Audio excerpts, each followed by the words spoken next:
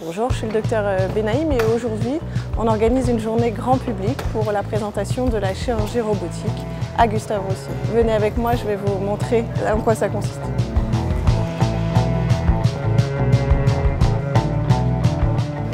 Allez-y, asseyez-vous.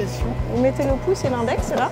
Si l'instrument pour une raison ou une autre est un peu loin, vous appuyez sur ce petit bouton, ce qui vous permet de ramener la main sans bouger les instruments à l'intérieur.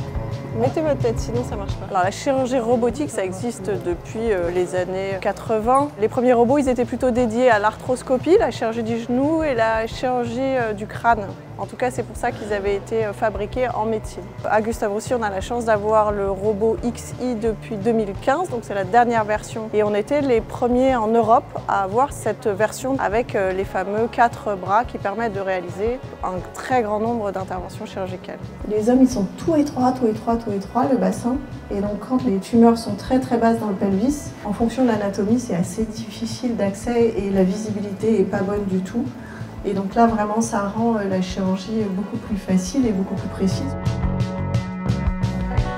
D'une certaine façon, c'est l'extension de la main du chirurgien puisque le robot reproduit exactement les gestes réalisés par le chirurgien dans la console en temps réel. Et donc on utilise une console un peu comme un jeu vidéo presque. Les instruments robotiques ont une largeur qui est inférieure à 1 cm, ce qui permet d'être très précis dans la dissection et de faire des incisions toutes petites, même pour des chirurgies un petit peu compliquées.